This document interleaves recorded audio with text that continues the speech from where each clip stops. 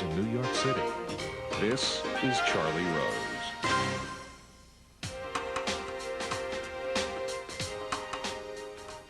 Robin Williams is here. For 30 years, he's been one of the most successful actors and comedians in Hollywood.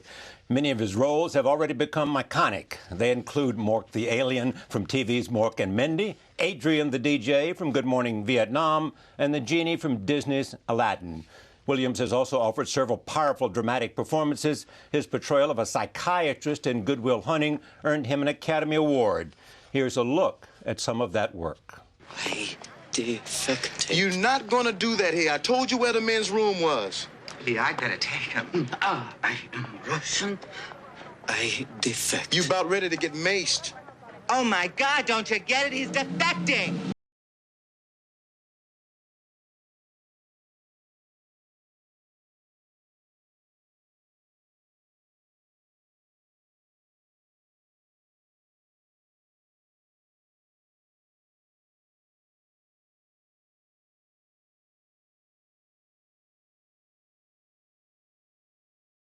Evans Pritchard, Ph.D.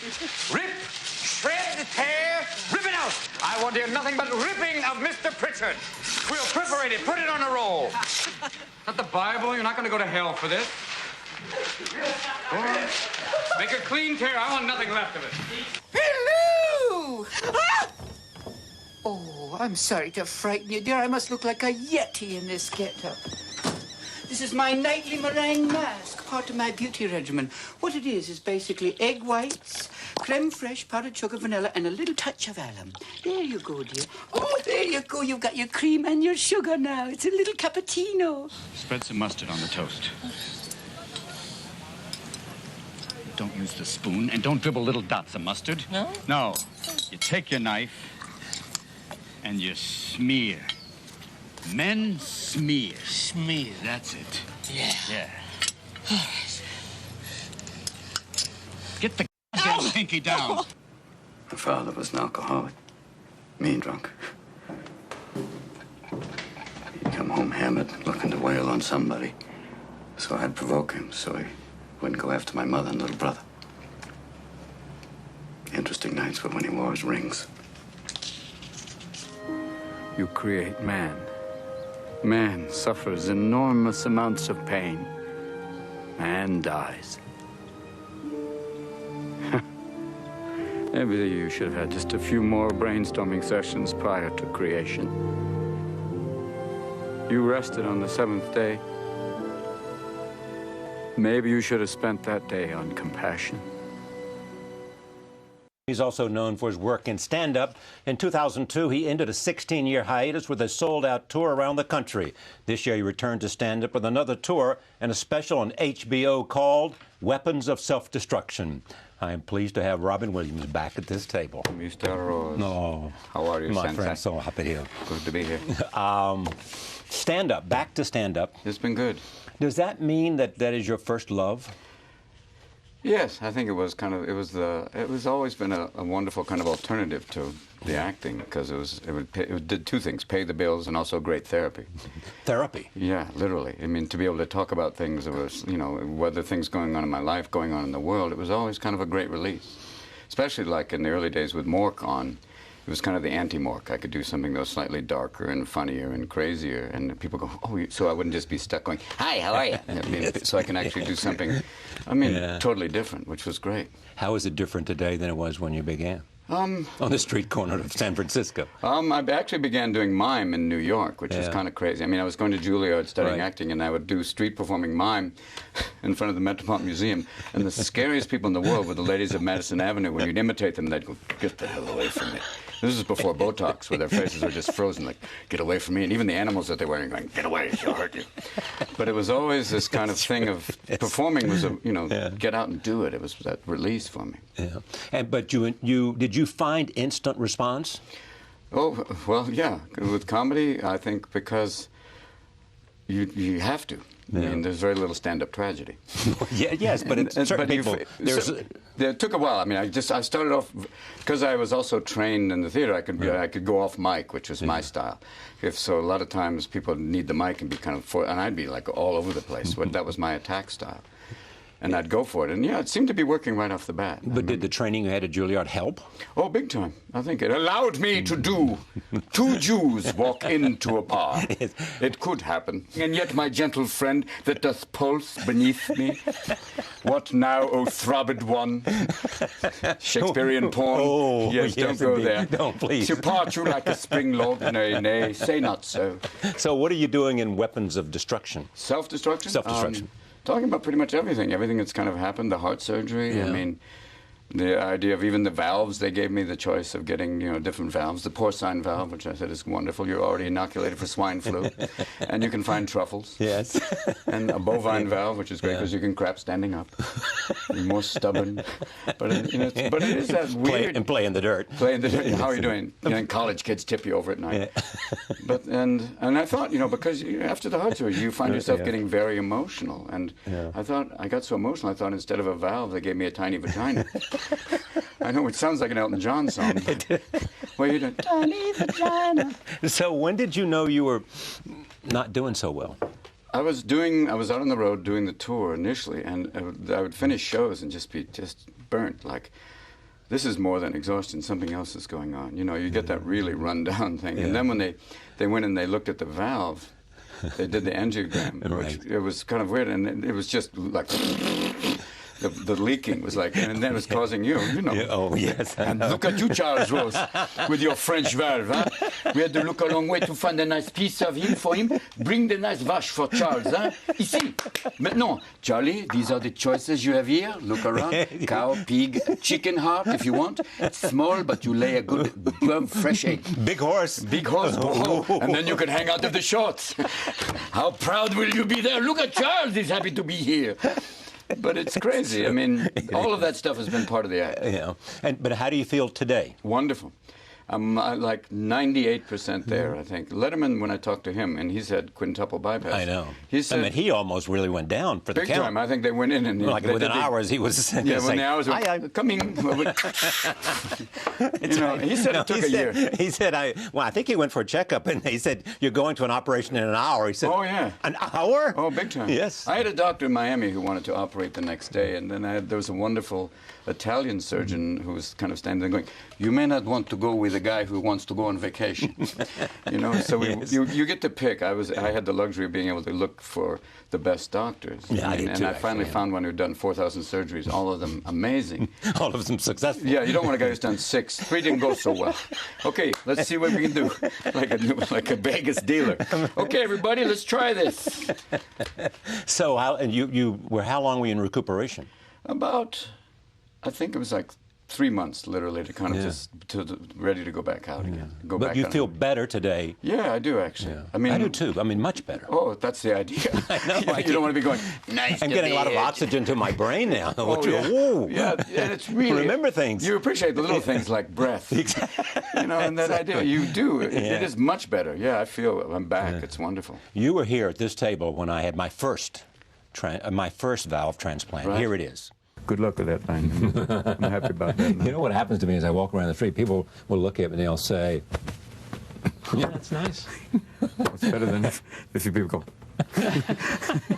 When you go like, all right.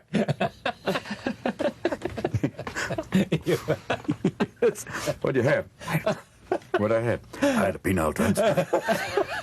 What'd you do? Ready from a pig? Nope. What are you doing? What are you doing? Oh, come over here, Robin. You got to pull this carriage through the park. I told him right there ever since he had that transplant. He's been pulling my carriage through the park. It's been so great. Has to stop once in a while. Yeah, but that's all right. Hello, doctor. Could I maybe get another appointment? Yeah, another appointment. What's happened? I don't know. Here's the deal. I need 2 horseshoes. Yeah. And how's that mare? What do you mean a stud fee? How old am I? 4, yeah. Bobby, how you doing? Welcome to the genetic thing. Eventually go, how's that? I feel good since I had that fig valve put in. A lot of people are saying it hasn't affected me. Charlie said I should get a fig valve. I don't know what's about it. And people go, Robin, hi, it's Michael on line 2. What are you doing? No one knows. This is my boy Gil. I don't know, you know. Bob, you know, ever since that genetic research has come through, and the Botox is working, and the kids are happy, how you feel? You feel better since the elephant hormone? What are you doing? That would be amazing. That's the next step. You know that people are going to, you know, people now, you see people get those little contact lenses with the goat eyes. How are you doing? Great party.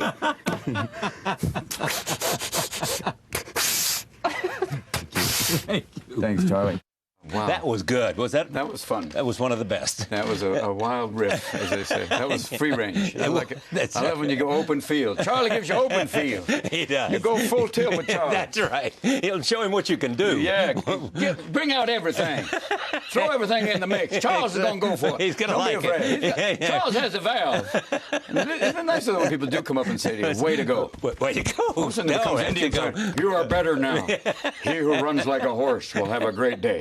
Hey, Charles is good. He is now happy. The brain is back online. Exactly. And he can breathe, and he can sleep, big and he time. can walk and talk. All of those all things. of those things. That's a great make a difference. Gift. Yeah, huge. The audience is different today for you as you move around the country? No, I think it's weird because it's like 2002. It's another interesting time. You know, it's a really amazing time that. You know, you've come out. It's weird. Sometimes I talk about being on stage, and it says like we've come out of like an 8-year blackout. You know, like what happened? Wow!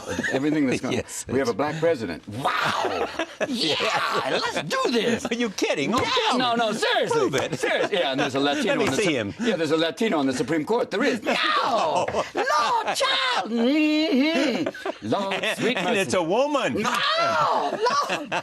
Yeah, it's just grew up in the Bronx. Work on that Harvard Law School, though. Go, girl. It's just been amazing just and talking about what's going on in the economy and the world and everything. It's pretty insane. Where can't you go? I mean, people losing their jobs. Can you go there? I don't know. No, I don't go there pretty much because that's hard. I mean, you can talk about. I mean, I talk about the economy and the idea of like the new. About the Wall Street people. Oh yeah, you big can time. give them a huge hard time. I talk to them about being like a group of junkies who've relapsed. Going, listen, man. I just need some liquidity, you know what I'm saying? I just ran into some bad subprime, you know? We just had complex formulas. We just didn't factor in greed and panic, you know? I just need $805 billion by Tuesday. Yeah, no, seriously. No, I would not screw you again.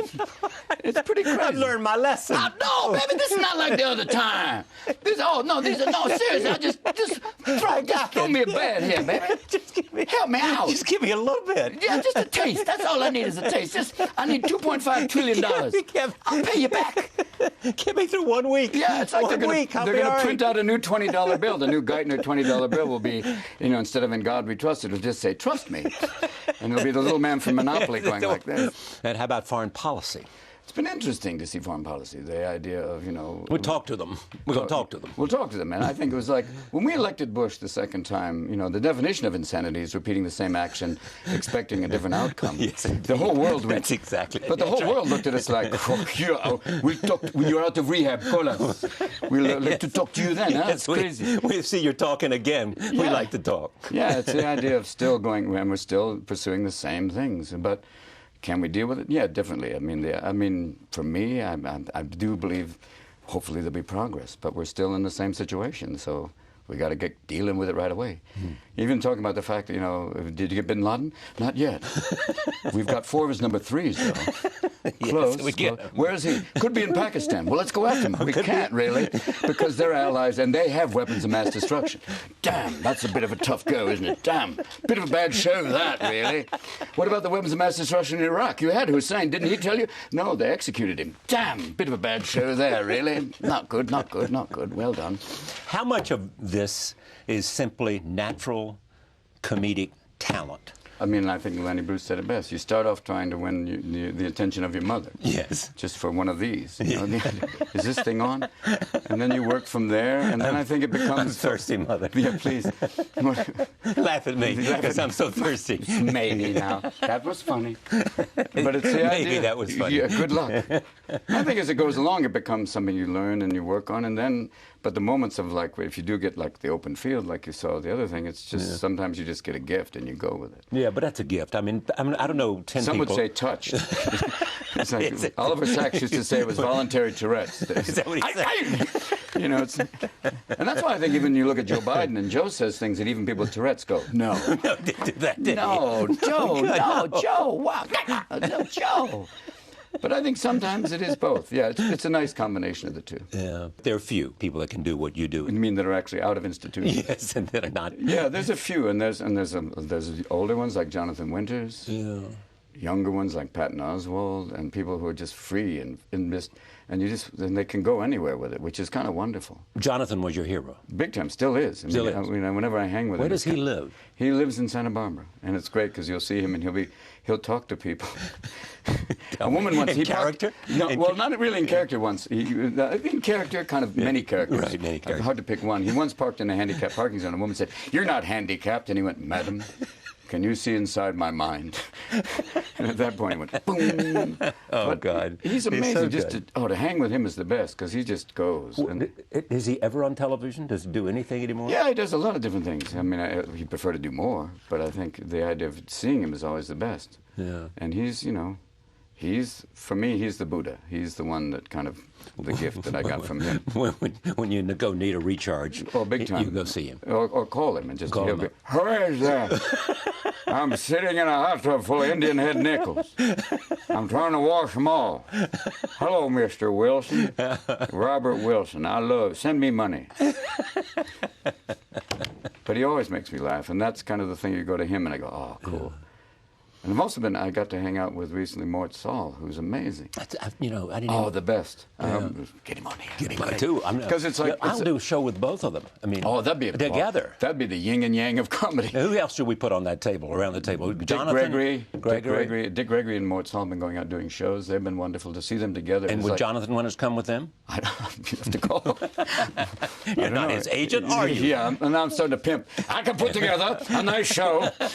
The nice show, comedy from the 60s. Be there. Hello. At my table, right there. If you were too medicated to remember back then.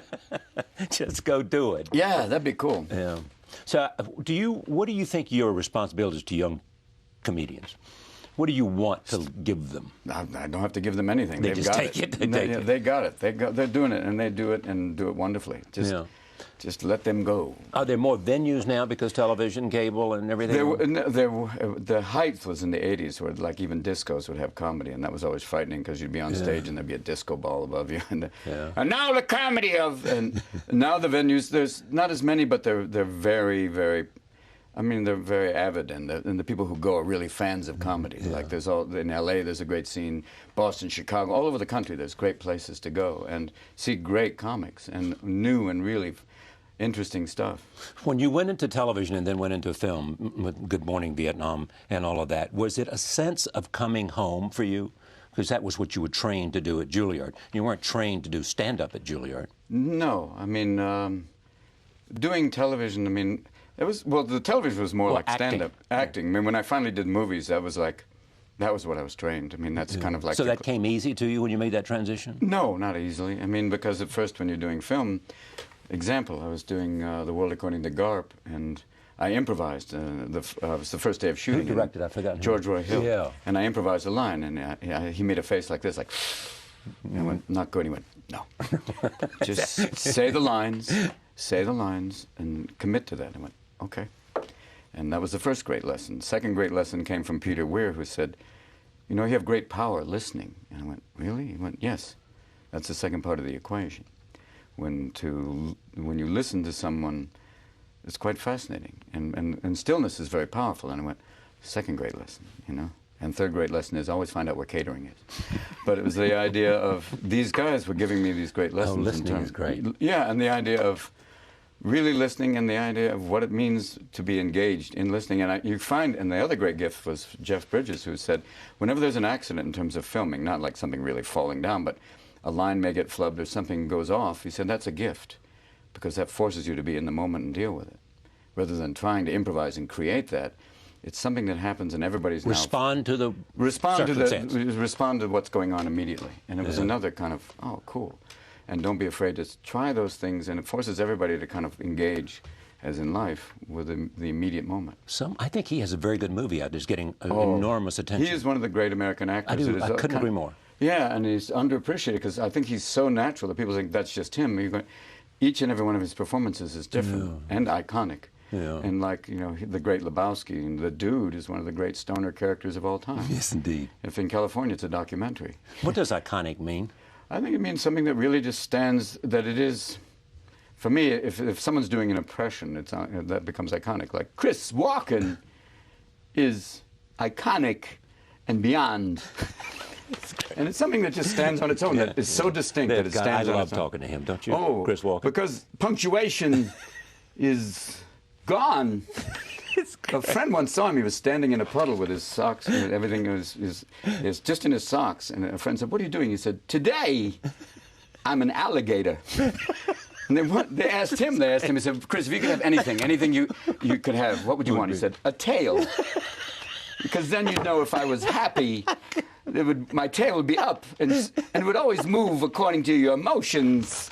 I'm surprised. Yes. Question mark. Punctuation. Great. Now maybe. Oh, that's good.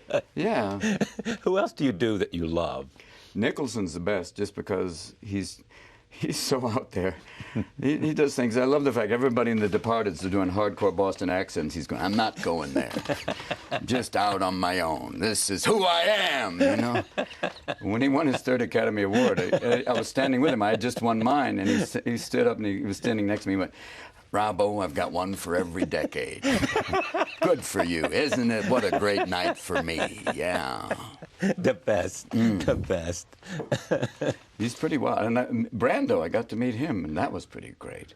He was teaching this acting class in L.A., and I got to kind of sit in on it, and he said, if I ever did a movie with you, it'd be really hard because I'd be laughing all the time. And then at one point he was teaching the acting class, and he had this big dog of his who was up there, and the dog was licking his ass. Did he teach it up at his house? No, it was at a little kind of a studio on somewhere in L.A., and all of a sudden the dog is licking his ass, and he went, "Wouldn't it be great to do that in a movie?" I went, "Maybe." How behavioral is that? That's just so natural, just an idea to kind of just let it hang. That's exactly. I went to see him once, and when he invited me to dinner, and I walk in to his house at the top. I guess he lives next to Jack. Yeah, at the top of Mulholland. That's the odd couple. What happened, Marlon? Your dog killed my dog. Jack was just insane. I don't know what happened. I told Cujo not to go out. It's weird. What are you doing? Oh, no, it's weird. Now, Marlon, God, what have you done now? Put him on a leash. I don't like to leash anything, Jack. It's nuts. It's crazy. Come on in. We're having hummus. I'm just sitting in a tub of hummus. We'll do like a tiki thing.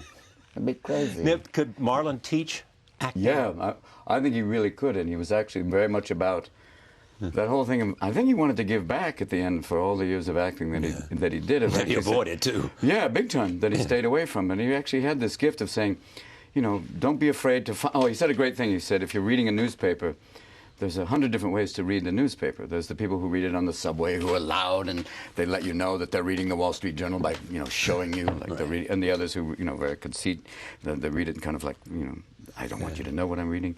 And he said, find the unique way to do anything, and you'll find, and it'll keep you occupied, and also be interesting behavior, and also behavior. The idea of the fascinating thing about human behavior and the differences and how people respond in situations in ways that you never would dream possible. Marlon used to call the show all the time because he was up late at night. Oh, I imagine.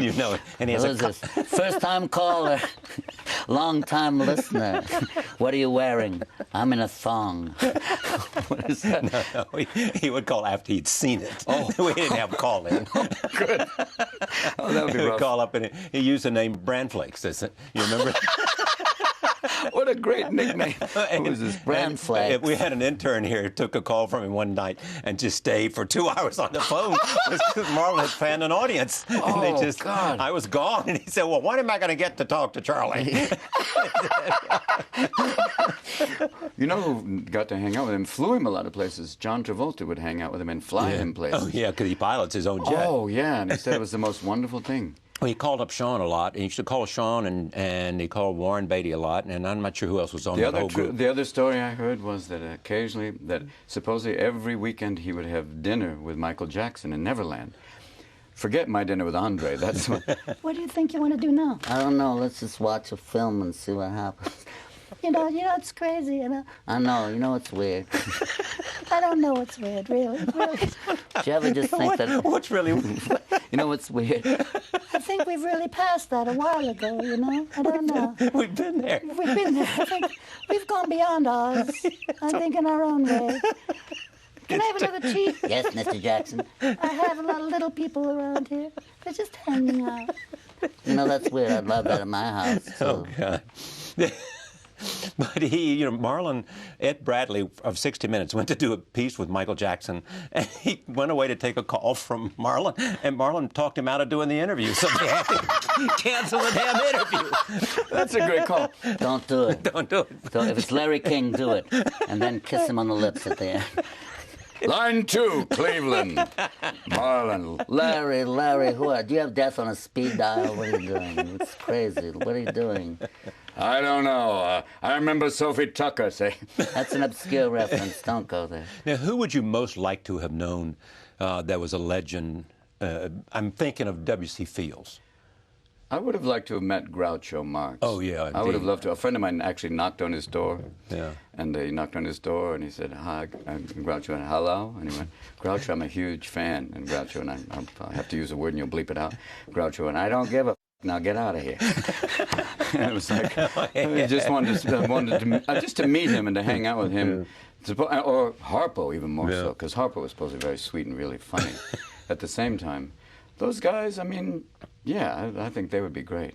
You know, I mean, those guys, some of them had tragic lives, too. Oh, big time. Hardcore alcoholics and, you know, really difficult lives, and yet, you know, comedy was their other life. I mean, have you ever bought that there's some connection between tragedy and life and I think comedic talent? Well, comedic talent is the way that, you know, survival mechanism. Yeah, I buy into that. It becomes that. Because they went through it, and it was part of how they got through it. I mean, Richard Pryor said he had to be the funniest guy around because just to not get crap kicked out of him, you know, and the idea of, and it was also him dealing with the childhood of his mother being, working in a whorehouse, and the idea of, and the comedy, and when he really found characters, you know, because Richard Pryor, when he started off, was doing like Cosby, and he said that, and then one night it snapped, and he went, "I'm not doing this, I'm not tired of being this," and he found this other side of him, and it tapped into the anger and all the other things, but he was funny with it, so he can get it out. Yeah, I mean, he's one of those that everybody honors now. Big time. I mean, they really think... I used to see him performing at the Comedy Store, getting ready for his stand-up. And he's the most amazing thing, because people want him to do Mudbone. He'd go, "Oh, you people, you do it!" And he would do characters, and you could see him just become possessed by these characters. And it was just amazing to see him do, and go free range with it. Yeah. And then as soon as it was over, I could see him, and he was just kind of like, you could see the catharsis of it, because he was totally free on stage. He can get out the demons. And did you have to get out demons? I don't know. No, where are they? You know where we are, Robbo. We hang right here. The demons, where are they? Let me live with you, boy. Come on in, Robbo. Talk to us. Talk. You got it. It's on your back. Tell Charlie about the demons. I've seen it on your back. Tell me. Hey, Charlie. Charlie, where are we going now? Going to a strip club on Valentine's Day. Come on, Robin. It'll be fun. It'll play well with the wife. The demons. The demons. They're more like spirits, and they're in a glass. The spirits there. Where are you? Possessed. They were. Dr. Jekyll, Mr. Jack Daniels. What are you doing? Hey, Robbo. You know, an optimist sees the glass half full, a pessimist sees it half empty. An alcoholic goes, "Where's the bottle?" I became an alcoholic even thinking about alcoholic. Thanks for the vodka, Charlie. Now, you're okay today? Totally. Okay, let's not push that envelope. Yeah, exactly. Okay, I'm better, and also I feel great, and that's kind of wonderful. But did you go through certain kind of whatever? Yes, I went through a certain kind of whatever. 3 years of heavy drinking. Whatever. That's a nice. What are you doing? Welcome to the Whatever Center. Hi, my name is Rob. I have a problem with whatever. That's a nice vague way. Is that the way they actually do it? You have to stand up and say, "I'm Hello, I'm Rodman, and I have a problem with whatever. I'm whatever. Yeah, finally. Welcome to whatever. Whatever look like you're looking at whatever. Yeah, whatever. I'm whatever. Did you do a lot of whatever? Yeah. I used to do a lot of whatever. Wake up in a field. Did whatever get you down? Yeah, wake up with a road flare. Yeah, what are you doing? What's your name? Oh, my God. That's nice my valve. That's my valve. Valve. I told me, shut up. I love you, baby. Yeah, there was a problem with that. And then I went to rehab in wine country just to keep my options open. But you came out the other side and went, yeah, I'm back. And how were you different when you came out the other side? Dry. I think a lot drier. And I think sober and also able to experience life and go, it's pretty amazing. It's kind of, before the heart surgery, one of the more sobering moments of just going, life is extraordinary. I don't want to miss it, you know? Oh, man. It's a gift, you know? Man, I'm telling you. And to be spending most of the time like, I haven't. Where were you? I don't remember. Got it. You're absolutely right. To come back from that is like going, oh, look. And then you realize you do have family, friends, and people go, I appreciate you. And now I can actually remember what we're talking about. How cool is that? That's kind of the gift, you know? Yeah. And that's those things that you just, gratitude. That's the simple gratitude of like, yeah. It's good. Or as one guy said, every day above ground. You know, much nicer. But it's all those things. I appreciate them. Yeah. More eager to get up in the morning? Wouldn't go that far. About the same. Get up. I'm not a morning person to begin with because of years of doing stand-up. I'm more of nocturnal. It's like... crack of noon. Crack of noon, yeah. Welcome. Ding, ding. Oh, what? Oh, daylight. Be gone.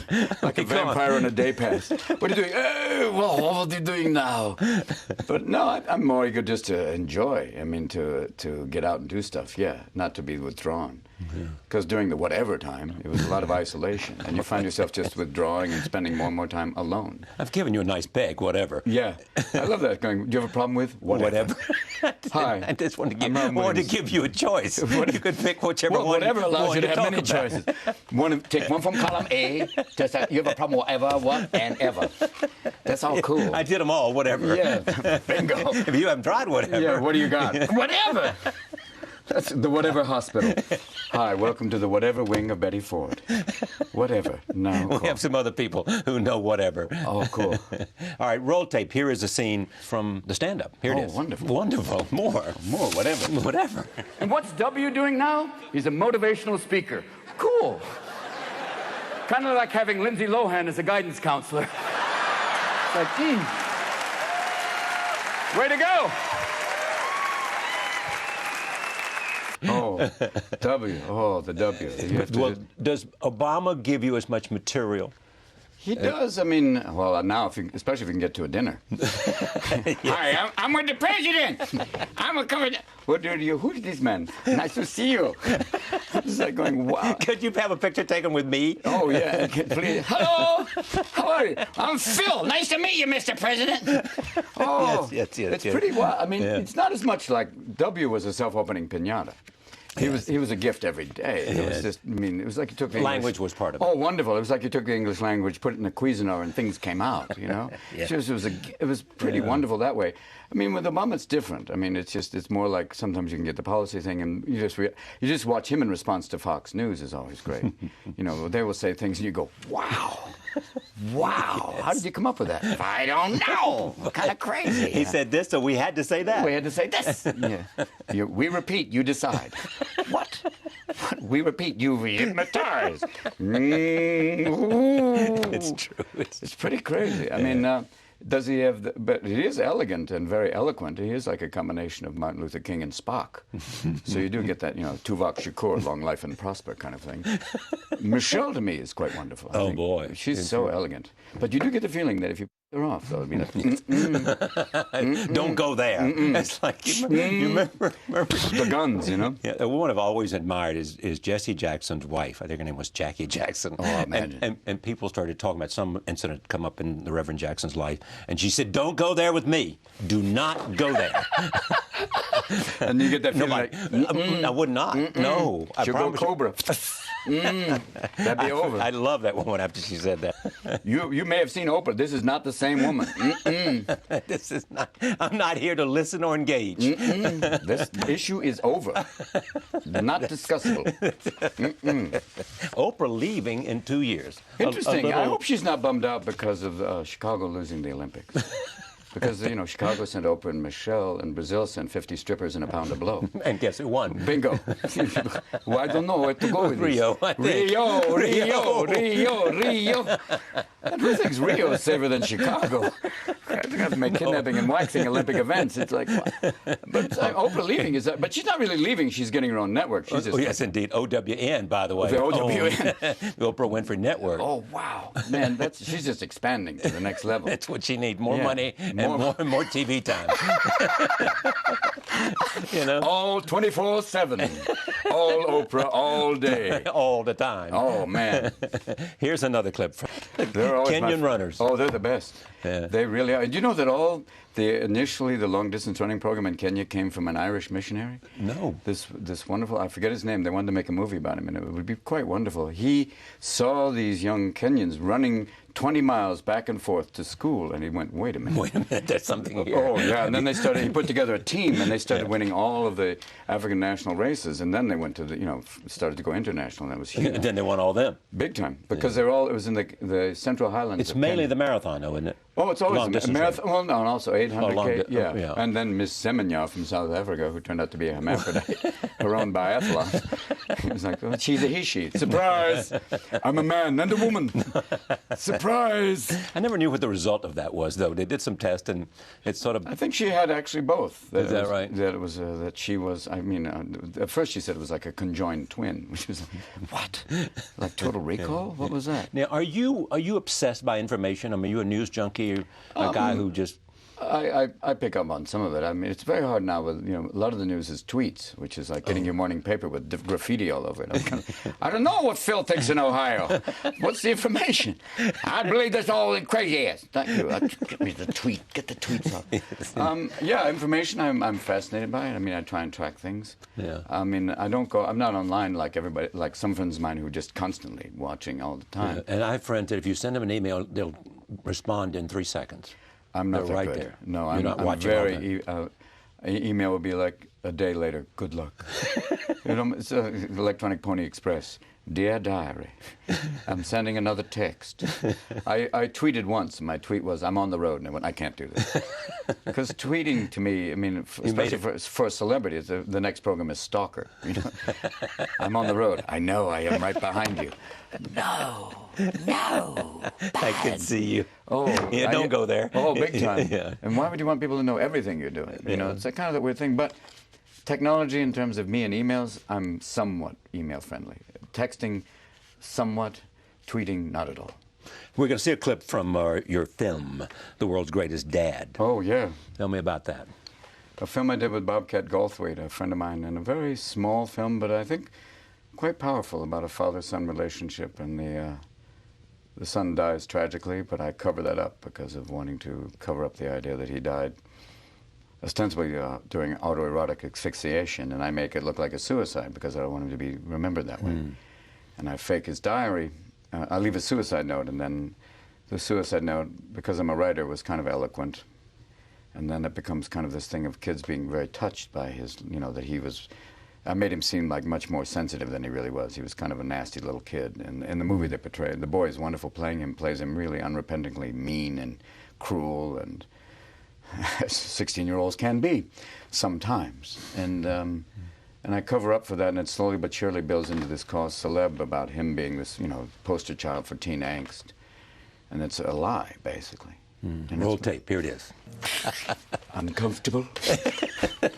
Who directed that? Bob Goldthwait? Bobcat Goldthwait, yeah. He wrote it and directed it. And it was a good experience. He's a great writer. He did this other very strange movie about a girl and a dog.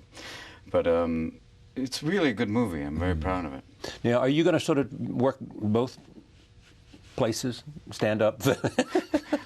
As many places as I can. Yes, both indeed. places. Cleveland. Yes, right. I stand up and do movies. And both. Yeah. Right. I mean, and find the right.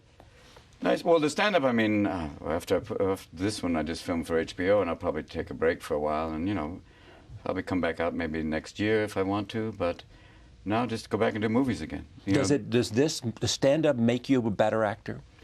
Yeah, it makes. I mean, stand-ups are fearless in that way because you got to be. You got to put it out there, and the acting gives you the concentration. And like you'll see a lot of stand-ups when they act, they're not afraid to just be and to be warts and all, which is kind of what comedy is too, and that's what's interesting. That's the same thing like when Patton Oswalt's in a movie called Big Fan, and he's fearless, and it's not funny, but just playing this wonderful kind of nebbishy, awkward guy. But as a stand-up, I mean, he's not afraid to talk about anything, and I think that kind of helps his acting the same way. For me, the stand-up, it just gives you this outlet that, you know, and you don't have to worry about it. And also the idea you don't have to always be likable. This character is not likable, he's a nebbish. You know, like when I saw the movie A Serious Man, have you seen that? Oh yeah, yes yeah, indeed. That man, the that Coen character, brothers. that's such a nebbishy character, and by the end you feel such sympathy, but you want to go, wake up! These people are, Meshuggah, wake up! For smokes too! By the end you just want to go, smack, get out! Yeah. It's pretty crazy that way, but as stand-up, I like both. I still keep doing both. I'm struck by the fact that Jerry Seinfeld wanted to go back. You wanted to go back. I mean, Sometimes it's almost it's like economic, but I think it's more personal. I think it's more. I don't think with Jerry it's it's certainly not economic. Not at all. I think it's you get the joy from it. It is. I could say, is it a drug? There is a fix you get, and you also. And Chris Rock said it best. He said it's like being a boxer. You have to get out and have enough material to go the distance. Like especially if you're doing more than 30 minutes or like an hour and a half. You got to be ready for it, and it really helps. Now, how long does it take to put together an hour and a half of material and get it so that you know every one of the jokes? It's taken about a year and a half to get every one of them. It'll never be every one of them, but it's like the idea. It's taken about almost a year and 4 months of being on the road. I mean, it's taken that long because of the surgery, 3 months off. But initially, to get out, it takes like 3 months of just starting it, and then once you get out on the road. Some things stick and other things don't, and you'll find stuff. Well, you know. Do you know why it sticks, or it's just simply looking at the audience? No, but the audience will tell you. But do you know why they make the decisions they do? I think because it either strikes home or it's so bizarre. Yeah, but you must have thought it was funny to put it in there. I thought it was funny. It doesn't necessarily all mean it is funny. No, I know. Because other things will die. I mean, some things you'll try, and I can't remember a specific incident where you'll try it and it just go. And some things will be create a great laugh and surprise you. Yeah, and there's things where you just go, wow, kind of a wild kind of, what's that? You know, that's kind of the weird thing of, you know, wow, that worked. You know, and it is that weird thing of, and then you go, okay, expand upon it, and then you push it and try and expand it and push it out, and oh, cool, and that works now. Now, you were talking about lessons you have learned about acting from Jeff and things that Jack said and others said. Tell me about stand-up. If you were teaching, or what you have learned, what would you teach? I can't really say lessons I've learned. I've seen great people do it, and I think from Jonathan I've learned anything is possible because Jonathan's a painter, and he creates visual worlds with sound effects in himself. He morphs. Before technology of morphing, Jonathan could transform himself into a child, or be a child, or become an old man, and he literally would go. He looked like it because his face could morph. From Richard, I learned the idea that, you know, the truth will set you free. Am I as free as Richard? Not in any way, but am I kind of getting there? A little bit. But, you know, between those extremes, I've kind of seen, like, yeah, baby. Well, what keeps you from getting there entirely, as Richard was? Probably not being on whatever all the time and knowing there's consequences. You know, going like, you know, because at a certain point, when Richard got clean, it was harder for him because all of a sudden he could feel everything back. Yeah. It was a different thing because when he could go out and just do it, it was totally, you know, it was one way. It was, and it was, you know, I could see it was cathartic for him. Knowing it's the consequences, and sometimes having the courage to go, are you okay dealing with that? Can you talk about that and deal with the consequences? Sometimes, other times not, and then that's why I have to go, okay. Are you ready to step up to it and stand behind it? Maybe. Some who have written about this tour have said it is more confessional. Almost. I think it's confessional.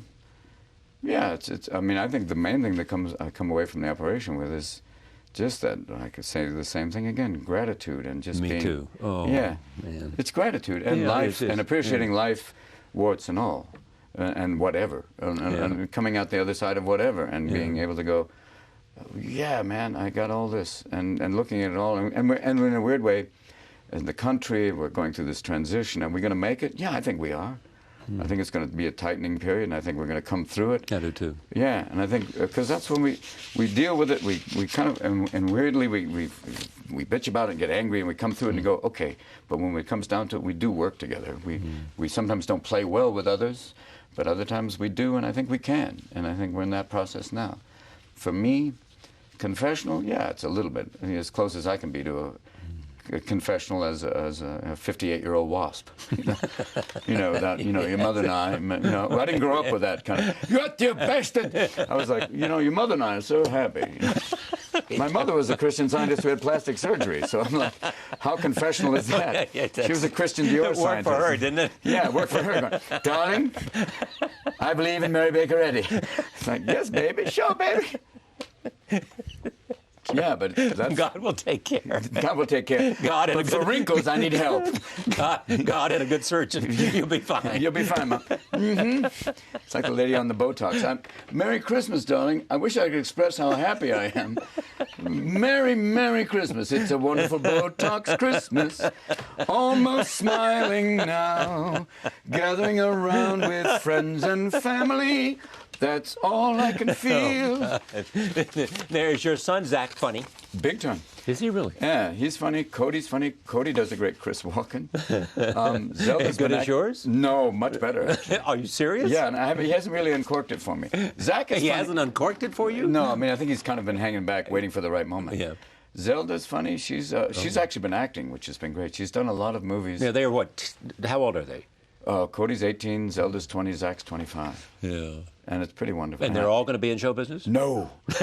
No! No. Zelda's an actress. Zach was kind of at first... Well, that's one. All right. Zach, I don't know. He's got all sorts of different things he's been dabbling in. But he might or not? I don't think so. What do you think he's going to do? Well, he wants to go to Harvard Business School, so I think show business, unless it's directly involved production. He wants to run things. Yeah, bingo. Yeah, God there bless. you go. He wants to run Google. Oh, please. Netanyahu. And Cody's, I think, will be a writer, because he's really, ever since he's been 10, he's been writing really interesting fiction. So. You see yourself in each of them? Totally. But I also see someone totally different, which is wonderful. I see a little bit of myself, but then I see this other combination, a combination of Marsha and myself, and then something that's just them, which is magnificent. And they all turned out really wonderfully. There have been rough periods, but they've all turned out to be just great human beings, and really, Zelda acting, but also, it's more than just acting. When people said, she's a very sweet and kind woman, I went, that's as great a compliment as saying she's a great actress. Right, that's kind of wonderful. When they say your kids are wonderful people, you go, then we've done something right, Have you ached to have something you don't have? I mean, you've had enormous success. No, I think I am, as they say, content, and there's nothing like, no, there's nothing I'm going, envy on that level? No, I'm going, life is I'm at a meet and right and so to do, as they say. Meet and right and so to do. As it is, as it should be, and I'm in a wonderful place. And it's like, and aching for something else. No. During the whatever times, I was always, I need that. Hence the idea of, I need to buy 40 watches. Yes, that's a good idea. And that's going like, what are you going to do? Are you going to be able to shake them all? No.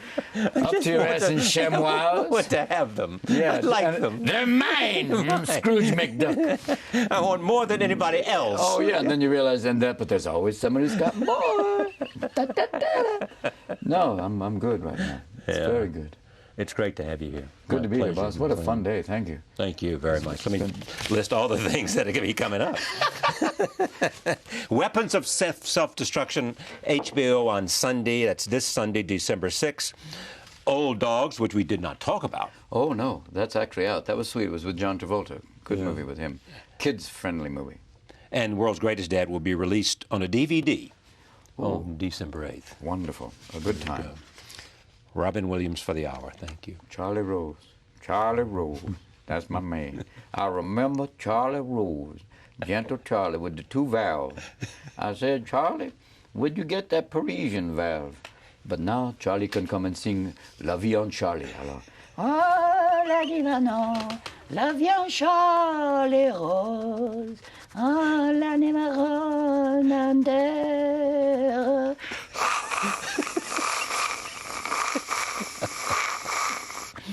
That's all for today, ladies and gentlemen. Thank you and good night. Good night. Thanks, boss. We got 3 valves going here, big time. Big 3 valves. That sounds like Mr. Ford came up with a new car. The 3 valve. 3 valve. We got 2 bovines and 1. Yeah, what am I? 2 bovine. I got 2 bovine. I got 2 bovine. 1 porcine. 1 porcine and 1 bovine. Williams for the hour. Thank you for watching. See you next time. We'll be right back. Our lines are open. Marlon Brando from heaven. We'll discuss whatever.